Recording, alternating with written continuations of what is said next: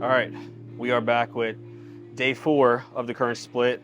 Today's going to be primarily focused on hinge movements. So it's going to be, hamstrings, glute, lower back, erector stuff, also some core work as well, and then maybe some calves towards the end if we feel up for it after we get through the main stuff. But starting off here, I'm going to be doing some unilateral back extensions with rotation if I can handle it.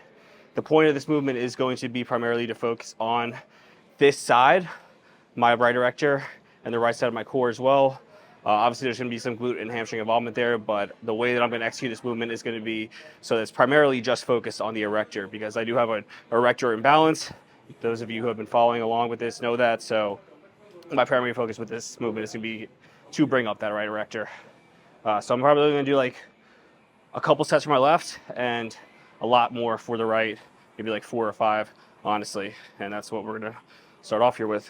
All right, so starting off here, I'm going to want to lock this leg in. So this is I'm going to be working my right side, so I'm going to lock my left foot in under the pad here, and I'm going to come up to this where this pad is basically be ending at the top of my pelvis here. I don't want it to be that much further lower down or further up into my abdomen. I'm going to have this leg come back, and this leg is just going to be in the air.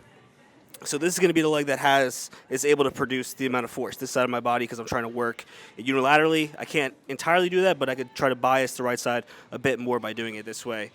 So this leg is what's locked in, providing the stability. Therefore, it's going to be able to work the hardest. So I'm going to come down here, around my back to stretch the erector. And I don't want to hyperextend too much with my injury. So what I'm going to do here is now I'm going to just round back up into it, keeping my glute engaged as well, and trying to feel this erector engage, and then also rotating up into it at the top. But again, I don't want to come up too far and start hyperextending because that's going to cause pain. So I can only come up to about what would be like a neutral spine, and I want to rotate into that.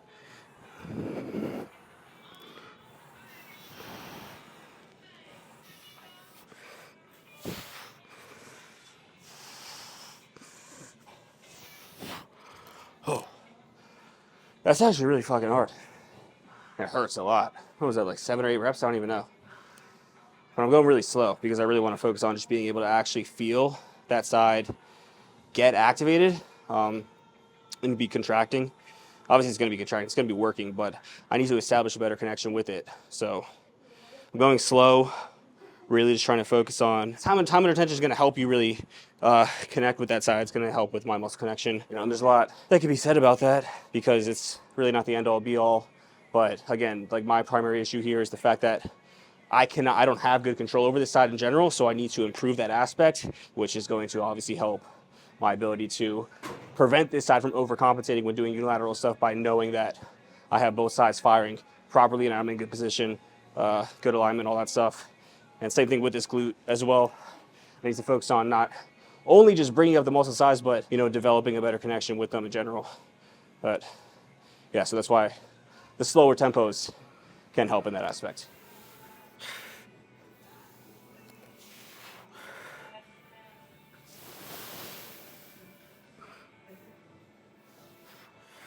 Yes, I'm actually not even going to do the left side. There's no point. I don't need to do it. No, I don't need to. Yeah, I don't need to do it. It's like what I'm dealing with here is not just your traditional muscle imbalance where it's like, oh, my bicep's a little bigger than the other one, so I'm still going to do both sides. It's like this side is significantly overdeveloped, and it's literally causing problems with me physically. So it just doesn't need to be worked anymore. If anything, it would be good for it to atrophy if it could possibly do that, which it definitely won't, but that's the best case scenario. So I definitely shouldn't even touch it. Try to avoid it as much as possible and just focus on this side and the left glute contralaterally. It's hard to do, but we're making our best efforts.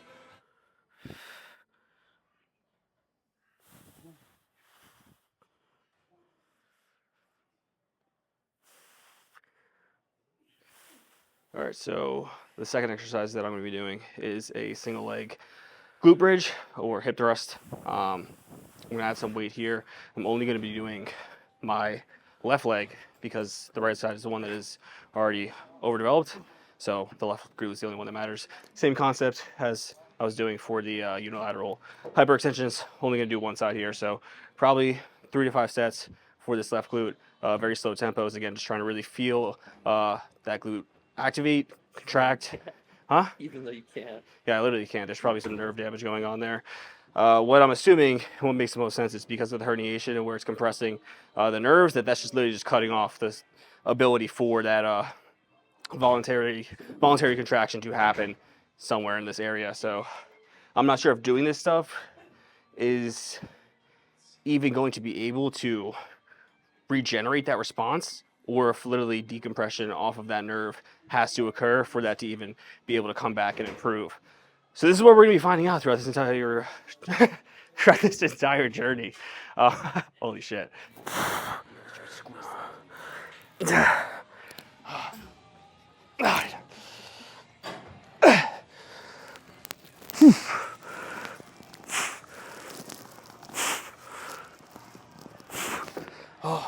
Oh.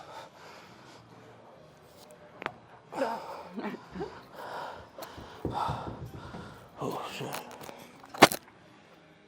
So the only thing I really feel there is I can't. It doesn't make sense.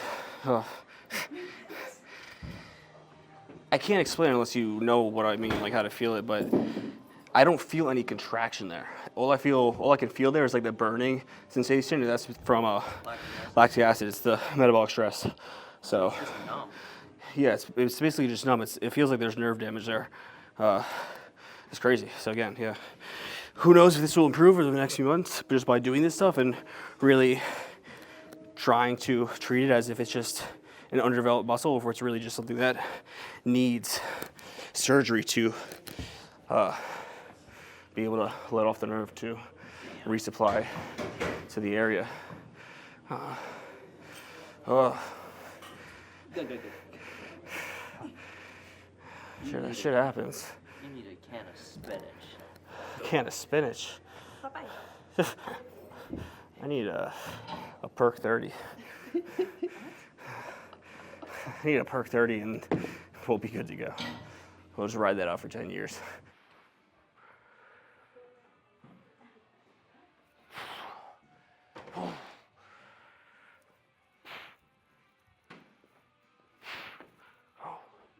Oh.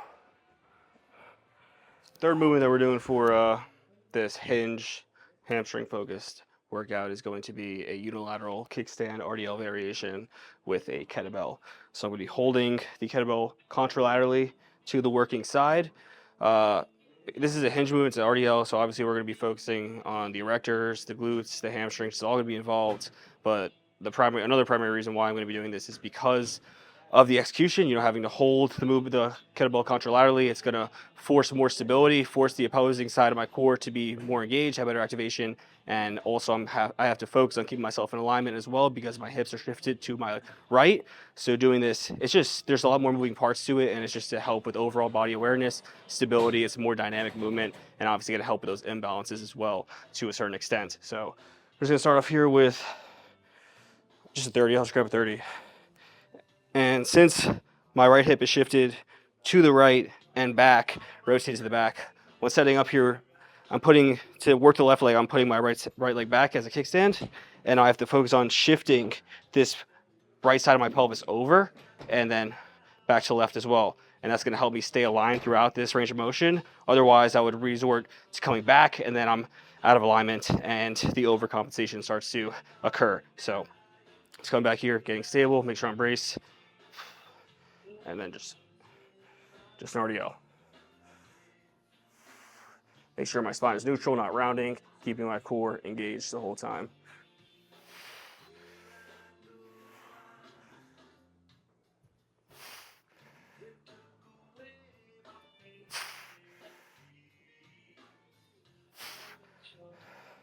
I'm going to be doing both sides for this movement because it is just an overall movement that's going to improve overall stability.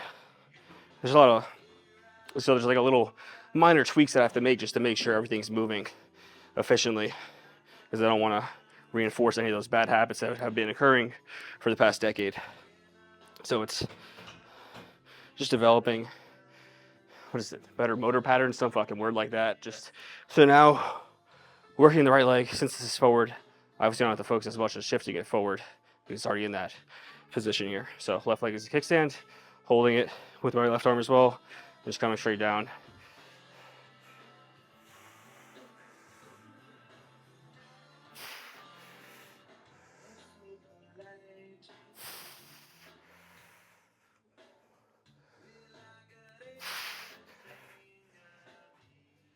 It's lightweight, but it's challenging because of just how much intent I have going behind it. So there's obviously like the whole aspect of mental fatigue throughout the motion too. So probably won't go too heavy. I mean, the heaviest I really could go is 60 pounds with the kettlebell.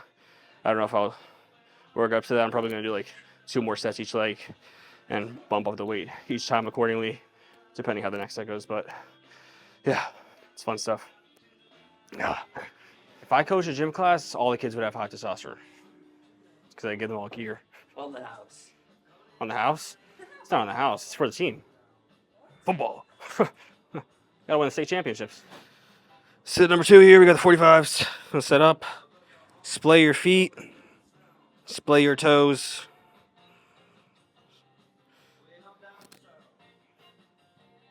Are you gonna do the set or what? No.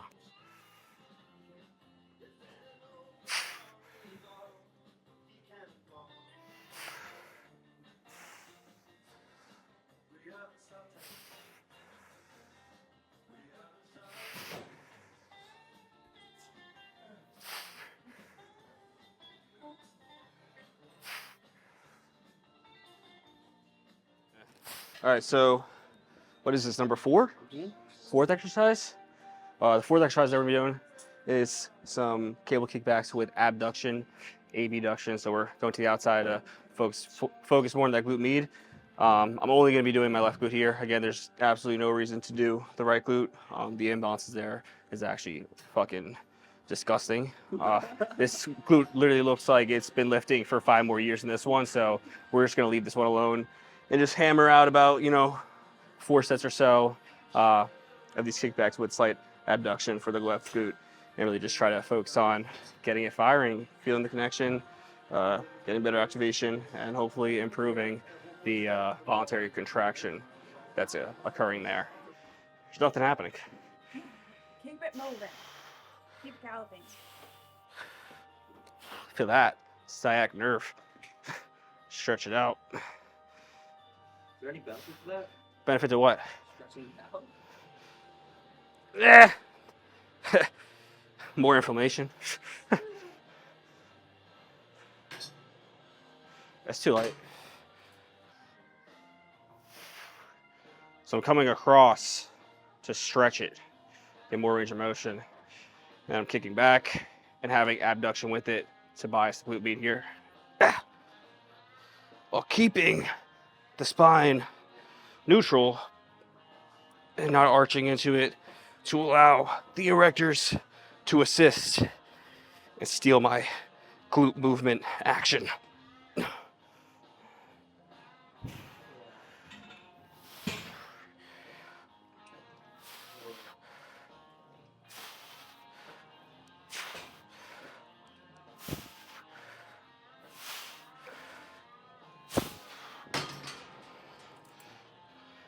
It's still pretty easy. You go heavy. Oh, that's loaded. That's loaded.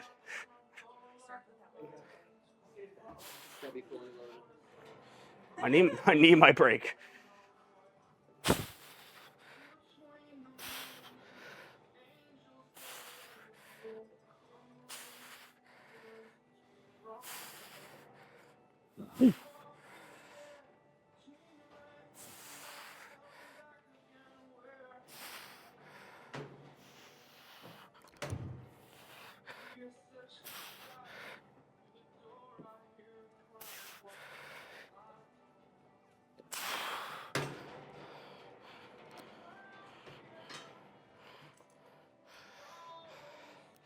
I feel like using these makes it harder than the ankle wraps.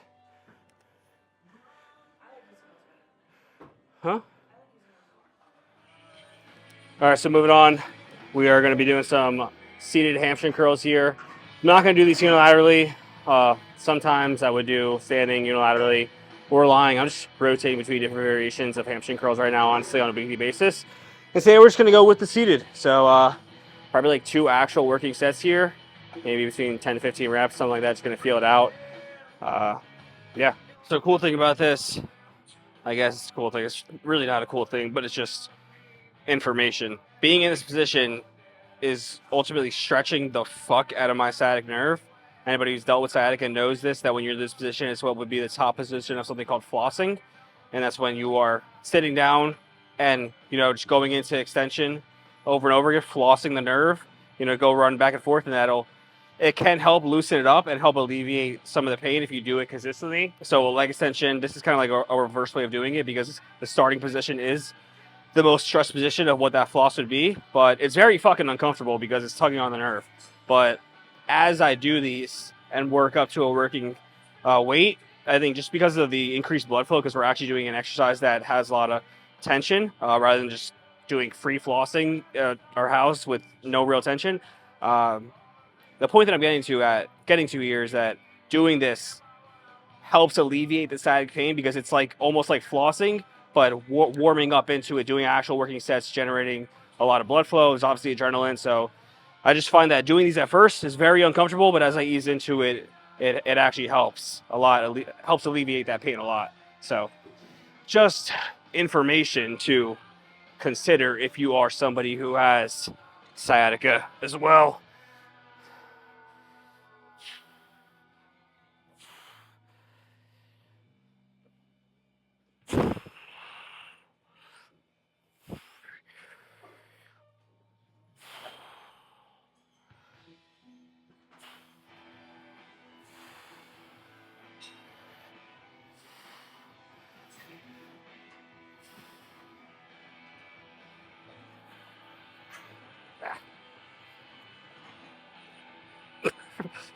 Fuck. It's almost over. I'm stuck there. Yep. Said.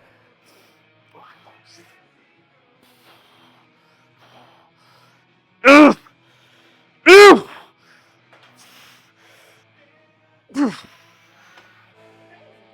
over it, motherfucker. What are you doing? You're doing more? Yeah. Oh.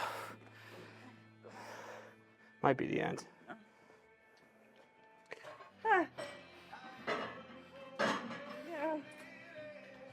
Come on. What the fuck was that, bro? You push. Come on. More. That's like 13. That was really nothing. You mentally did that. Come on. More. Fight it. Come on. Squeeze it. Come on. Lower it. Slow. No, more. Come on. More.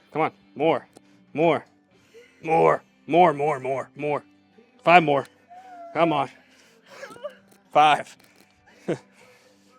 4. What's going on? 3. Come on. Yep. Come on. Yep. Come on. One more. You're almost there. You're almost home. Come on. Yeah. Finish it. That's right. Oh, take this off. Take it off. Ouch. See? I'm literally stuck in this position. It's a set. That's your first real set of the day. Yeah, first set. 1 set down. You always do this when I do leg curls. I wonder why. I think that's it, because tomorrow is rotation, which is mostly just core stuff. So I'll just do calves after that. Calves aren't going to grow right now. Nothing's fucking growing right now, so I don't really care that much, to be honest. I'd rather go home and eat. That's exactly what I'm going to do. But word from our sponsor. It's Carb HG. And it's fucking good for you. This is honestly one of my favorite products, just because, not even for the fact that it's cluster dextrin, obviously that's great. It's good good to have intra-workout, but because it tastes fucking great. If you're going to be drinking something, especially going into training, you want to have something that tastes good. I mean, don't get me wrong, this isn't fucking going to taste as light as Gatorade, because Gatorade is it's completely different, but it is not like clumpy. It does mix very well. It's smooth. And like I said, it just tastes fucking good. And if you have something that tastes, if you worked out and had like a shitty tasting pre-workout or intra workout, like just that alone will make you feel like shit throughout the workout. Just having that bad taste sometimes make you want to gag. Like even have, if you have a tendency to be somebody who like throws up easily, you just know. But it tastes fucking good. That's the only point I'm making. Use code SEP, 10% off. We appreciate it. And yeah, that's all for today's Hinge hamstring focused workout, hamstring, glute, erector, that whole posterior chain day, we could call it. So thanks for tuning in. Hopefully you learned something. Any questions, comment down below. Make sure you like this video and make sure you are subscribed. And I'll see you next time. Do you have anything to say? I can't feel my legs. Good job. Mission accomplished.